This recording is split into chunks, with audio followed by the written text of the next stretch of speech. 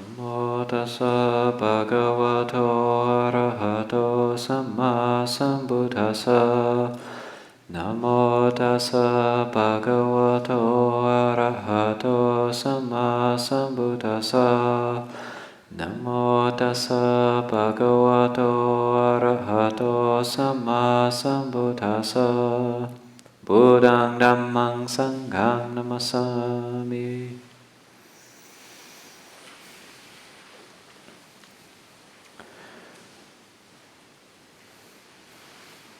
That's the new mood Uposatha, Wanpra. It's May 21st, 2020, Abhayagiri.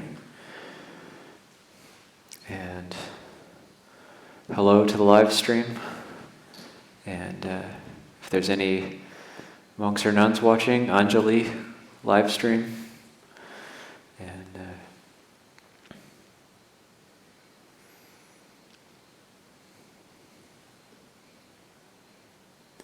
it's been very quiet in the monastery. And we're just getting on with things, getting on with the practice.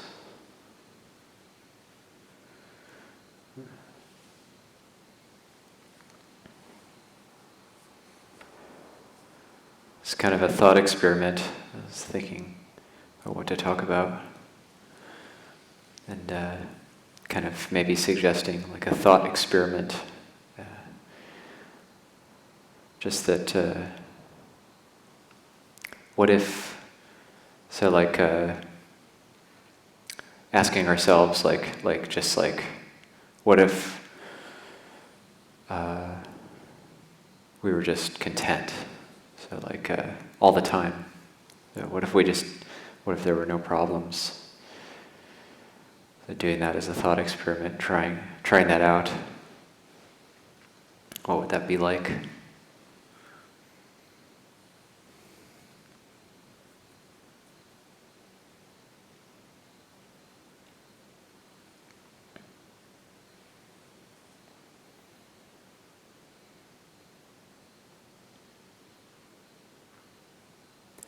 What if there was nothing, either internally or externally, to get upset about,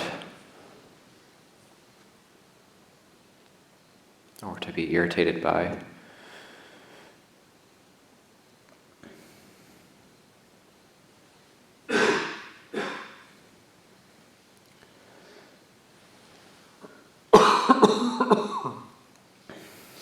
What would we do? Our life would be completely different. It actually takes a sense of daring to be content. It takes a sense of almost like going against our Sakkaya Ditthi, that sense of identification or self-view, and to really get into contentment, just that a sense of mindful contentment and just that sense of just living, just getting on with things and just living our lives. There's not much time. Our lives aren't very long, so contentment is a good thing to cultivate in the precious human existence, the short time that we have.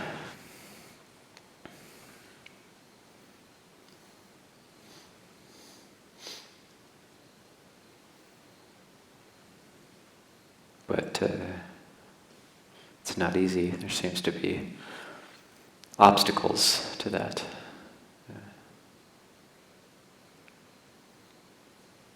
So, what's stopping us from contentment? What's blocking it? Is it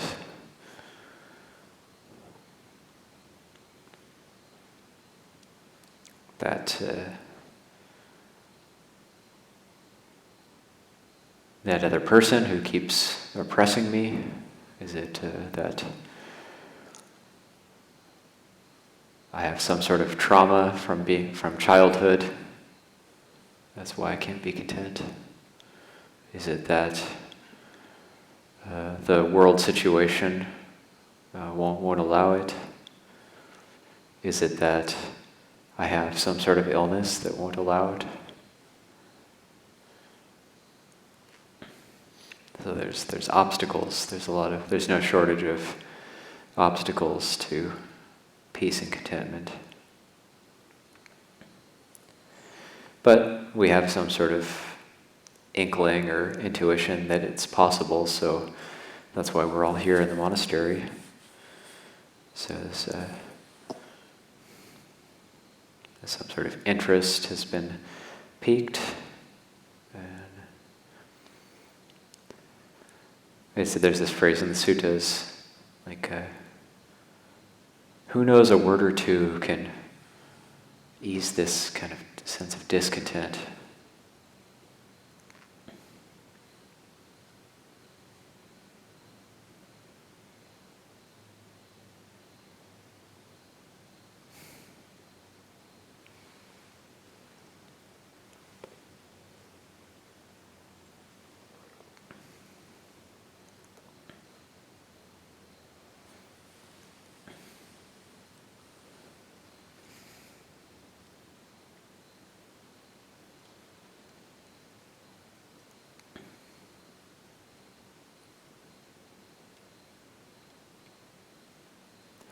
And the practice, when we first start practicing, like it's a struggle.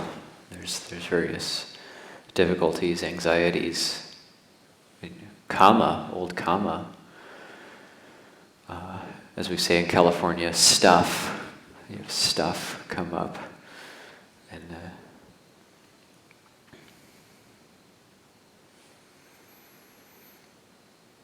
so we meditate and practice.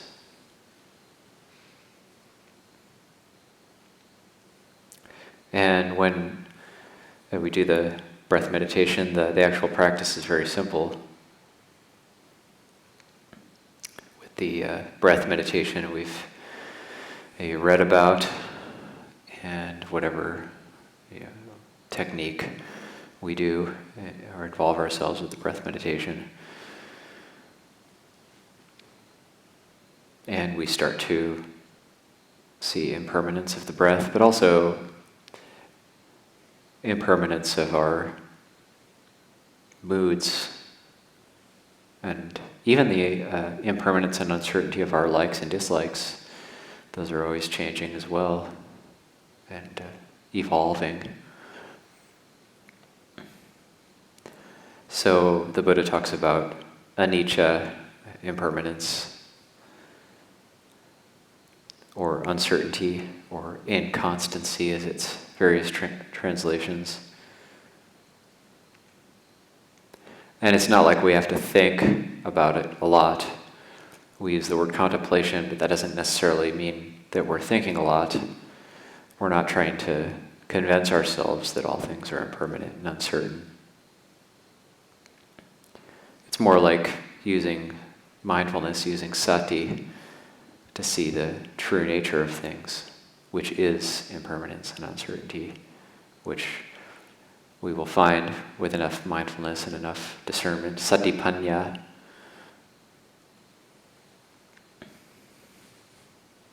But we don't need to hammer in the word impermanence into our mind. We don't need to be sitting there thinking impermanent, impermanent, impermanent, impermanent. But it's more like trying to catch ourselves. The panya part of that is like trying to catch ourselves when we've made the assumption that something was sure, that something was permanent, and then catching ourselves and questioning it. So that's the contemplation, that's the path of the contemplative. So it's like when a mood arises, or say like an unpleasant mood or an unpleasant feeling, then with mindfulness, there's that noting that, okay, this is unpleasant.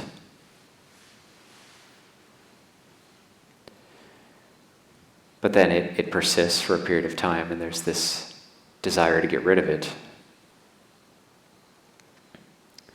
And when there's the desire to get rid of it, then there's the dukkha, because the desire to get rid of it compounds the suffering of it that's there already. And if we're following the way of the contemplative, then rather than giving rise to the desire to get rid of it, we're thinking, okay, let's see how long this lasts. Let's see if this is impermanent or uncertain. It feels like it's permanent. It feels like it's there. It feels like this is a problem I have. This is an attribute that I have. And then catching that moment when it passes. Sometimes it's hard to see when it passes away. There's a sense of relief. There's a sense of ease. But we don't always make note of that because that unpleasantness is gone. And then it's okay, it's okay now. But where did it go?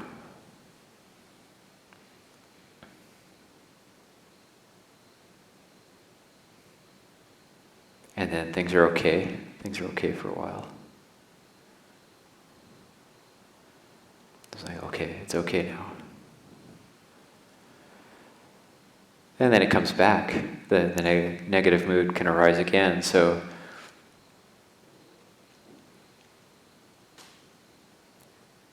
okay, so that positive or neutral state where maybe things were okay, maybe there was some contentment, maybe there was even some happiness. Okay, that passed away. Where did that go?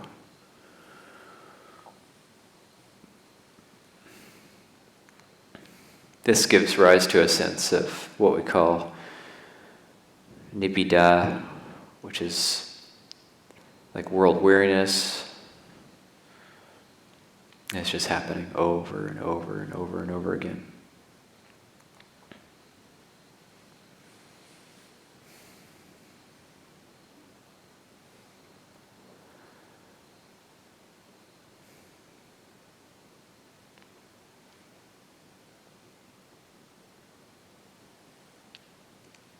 And nibbida is one of the causes for liberation.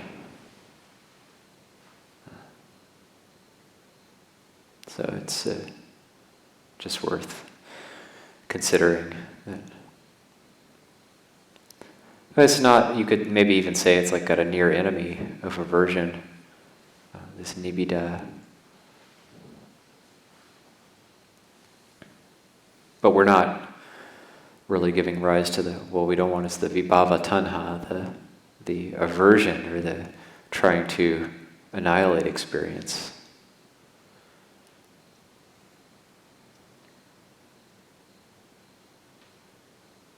Because that's just circling back to dukkha again. So just using some of these tools for contemplation, just daring to try and be content, daring to not make a problem out of anything. And it takes a sense of daring and courage because it goes against the cherished identification. So there's that sense of cherishing whatever world of perception we build around ourselves. It's comfortable. There's a modicum of comfort there. Within, if we give rise to some discernment and insight, we'll realize it isn't comfortable and it never was comfortable, but it's comfortable in the sense of it's familiar. So even our suffering is comfortable in a way, in some sort of perverse way. Our suffering is comfortable in that it's familiar.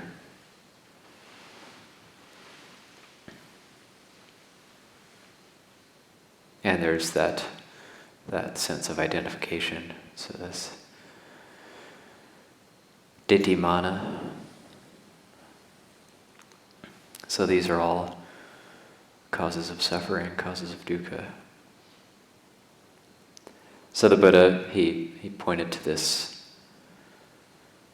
uncertainty or impermanence, this anicca, because it's in seeing that or realizing that these things start to break up.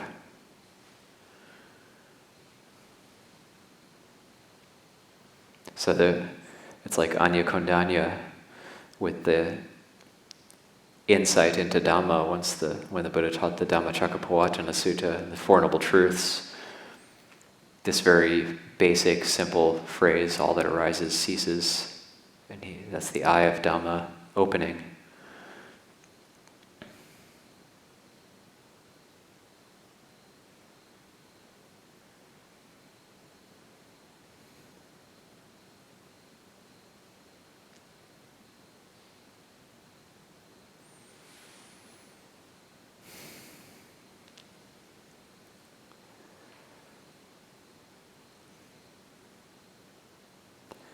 So it's like a very basic, very, very simple realization that Anya Kondanya had, but at the same time, the implications are immense.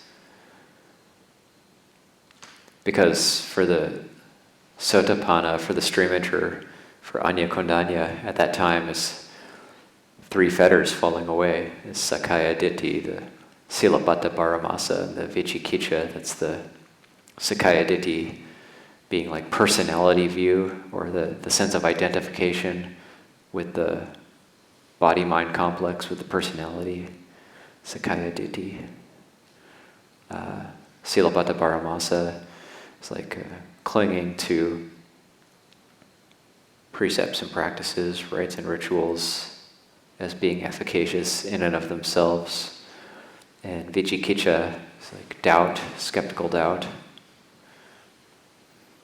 I'm always fascinated by the different ways the Buddha describes this Vicikicca that falls away. And one description is that one is no longer has any doubt in the efficacy of Buddha, Dhamma, and Sangha to lead one to liberation. But also in other places, the Buddha talks about it as one is no longer perplexed as to what is a wholesome and unwholesome state. And I found that description really helpful.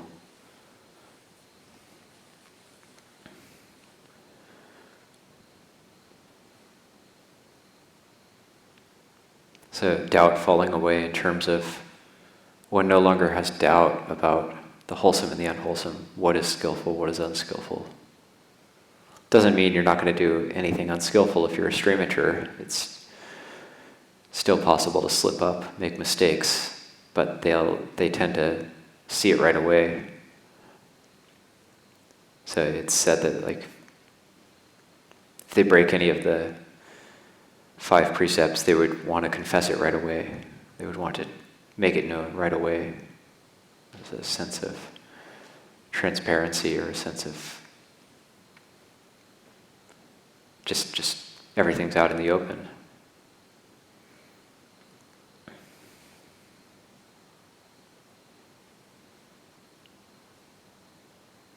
So like a stream enter, they might still slip up or make mistakes in various ways, but there's that sense of wanting to rectify the situation.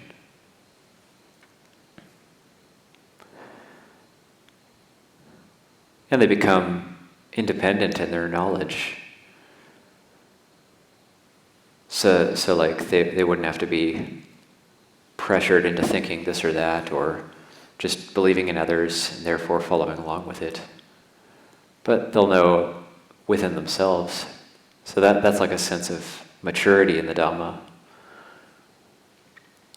and becoming like their own person, and you then have this inner refuge. We don't have to take refuge in being, they wouldn't have to take refuge in having things a certain way externally. That's also connected with Silabbata Paramasa. You don't have to take refuge in having certain conditions, being surrounded by certain conditions. Although they would, of course, somebody like that would want to be in conditions that were good for practice. They would end up seeking out those conditions.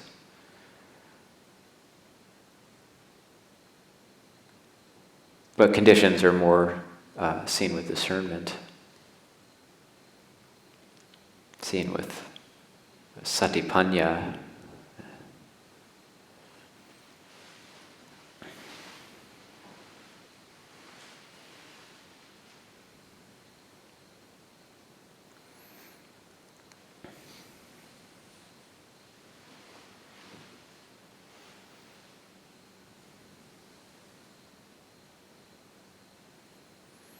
Sometimes it's helpful too to like have examples of contentment.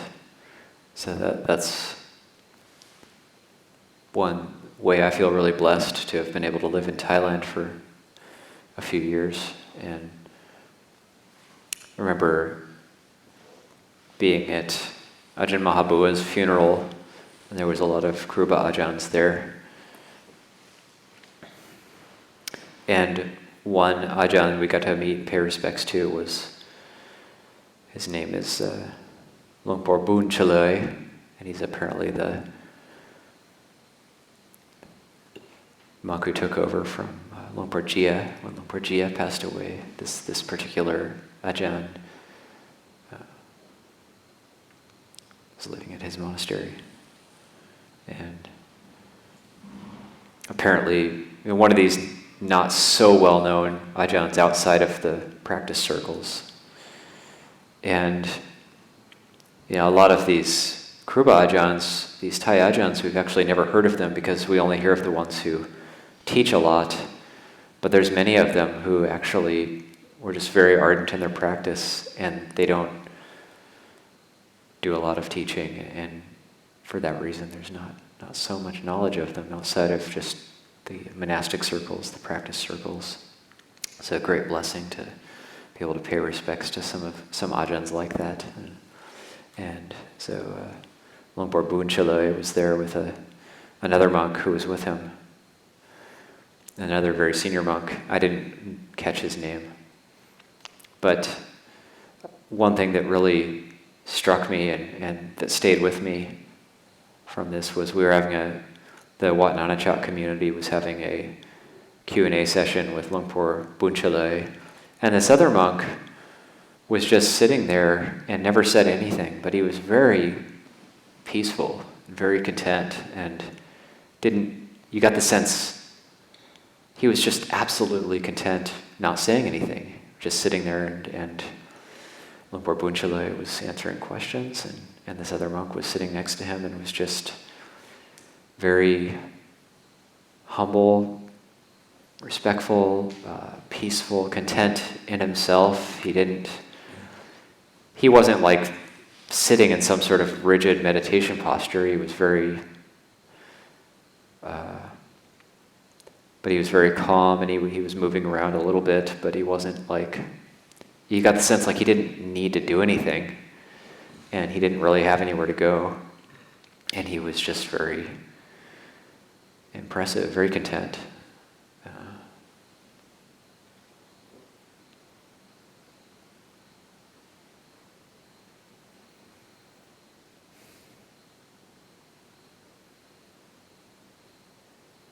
Sometimes things like that, it's like one of these teachings where that particular senior monk didn't even need to say anything.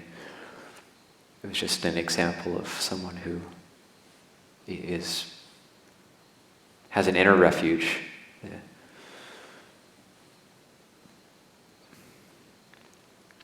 I don't know if anybody there even knew who he was, but he was just someone who was living with Luangpor Boon Chaloi, just another senior bhikkhu in the monastery.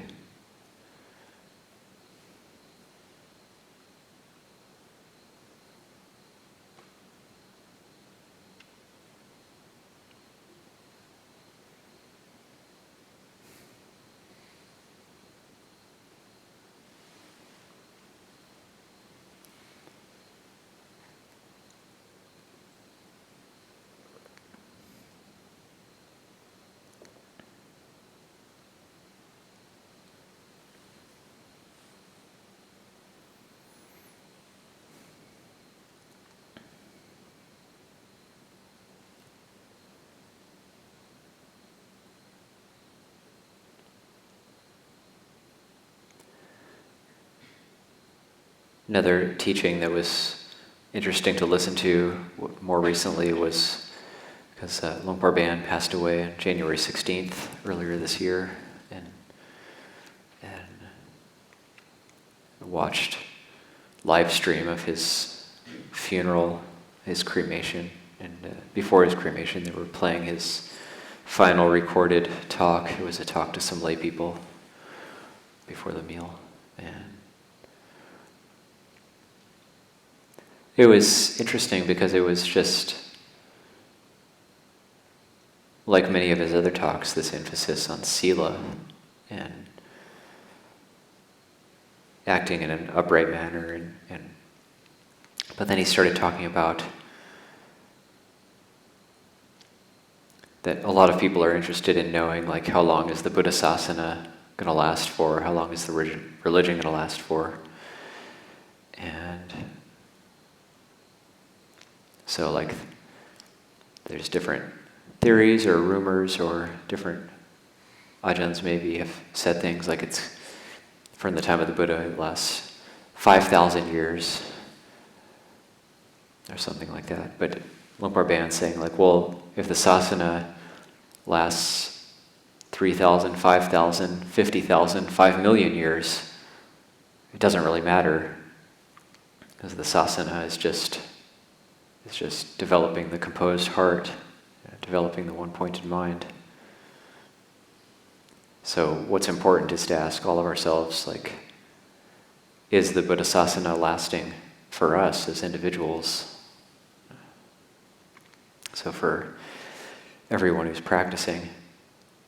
Or for, say, sometimes we lose the plot, we lose the Buddha Sasana sometimes. So, like, I know this even just having been this in one month and 2 days, it will have been 19 years since I've come to a Baiguri. And just in that period of time, like, I can say, yeah, I lost the plot many times, but reestablishing the sasana is like, we can reestablish it, we can pick it up again.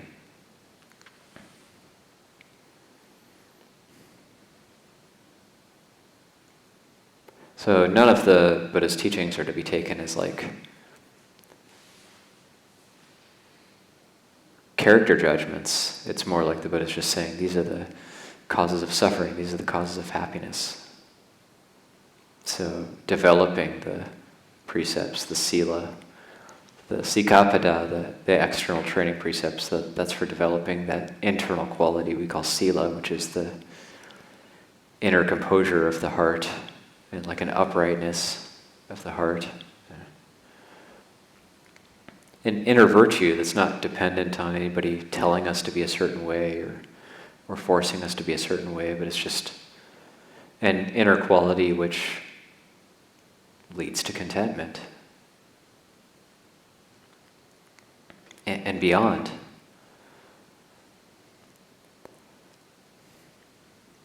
So it's not,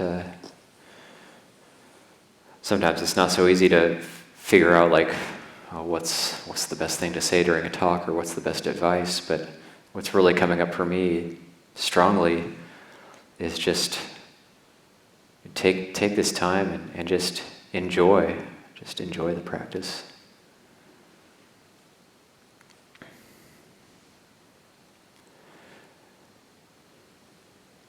Dare to enjoy it.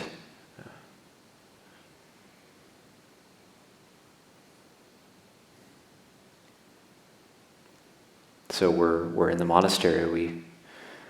During this time, the rules of the land and the world situation and whatever you want to call it, it's causing us to have to stay in the monastery and enjoy. We might as well enjoy it. We're very well supported here, and yeah, it's a precious opportunity.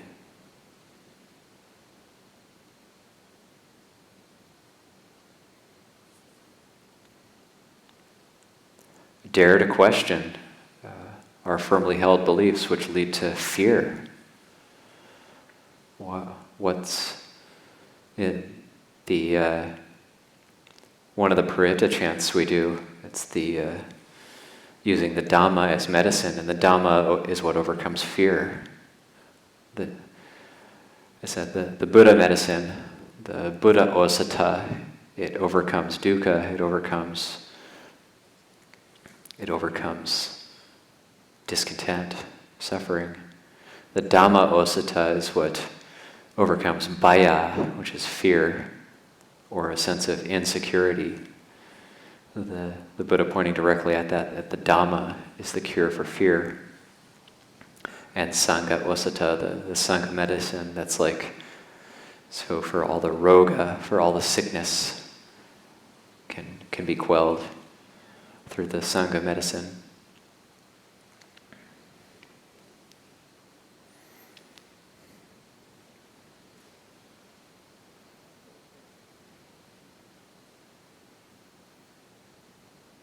So these are just a few kind of small things to think about, but they're quite important. This idea of contentment is quite important.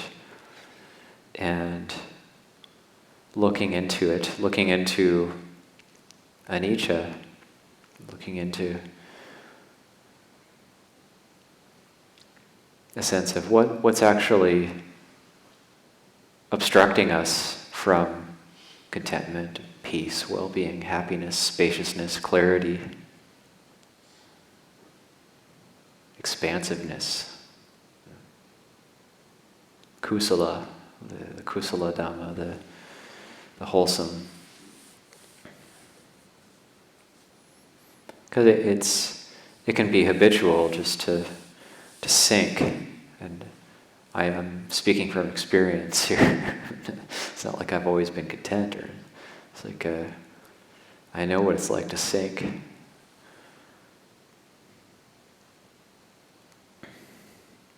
Or contemplating the word upasampada, which is the word for the bhikkhu ordination, the higher ordination, but literally meaning lifting up.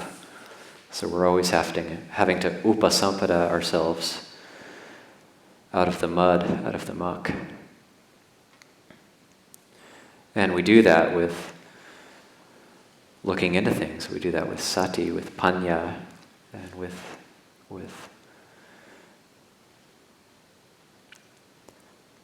contentment, santutta, but also pamoja, like a sense of delight, a sense of enjoyment, a sense of lightness, with long practice and consistent practice and patient endurance, and you get the blessings of contentment and peace and delight. And you deserve it. We all deserve it. And when that contentment does arise, say in the meditation, or it could arise when we're sweeping the trails, or even just walking up to our kuti, it can arise anytime with the training. And willing to enjoy it.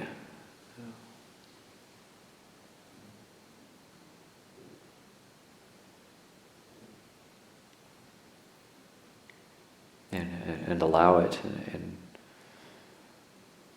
make much of it, develop it. To abide in it. That's important. The Buddha talks about like the 7 factors of awakening, bringing them to development and bringing them to fulfillment, making much of them.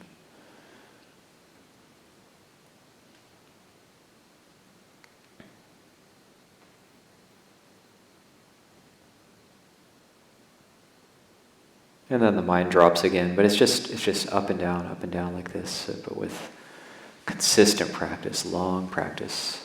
When we want to practice, we practice. When we don't want to practice, we practice.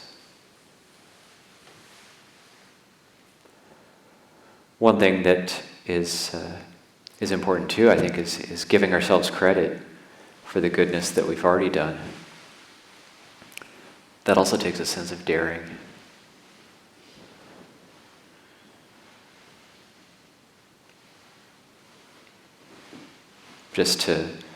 And it's not like lifting ourselves up on some sort of high horse, but it's just giving ourselves credit, just seeing the way things are. Just, wow, I've been holding precepts for a long time.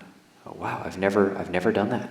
I've never broken that one particular precept before, or just that brings a sense of delight.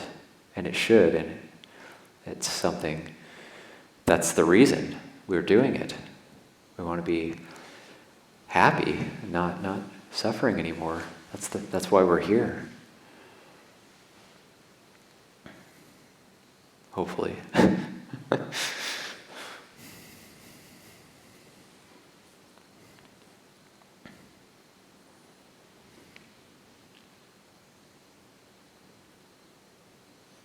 It's not necessarily the case that the more we suffer, it's not necessarily the case that we suffer more and more and more, and that's going to lead to happiness. But it is the case that if we stop suffering, that will lead to happiness. And but that also can't be done by an act of will. That's through development. But it's also through that panya, that discernment, which is going to allow us to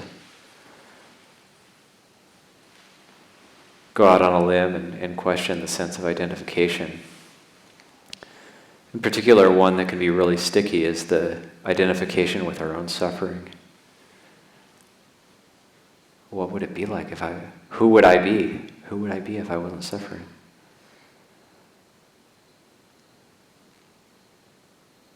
It's like walking to the edge of a cliff and we're looking over like, okay, the Buddha said non-identification leads to liberation, but I don't want to jump off that cliff.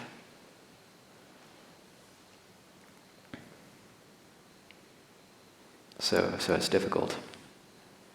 It takes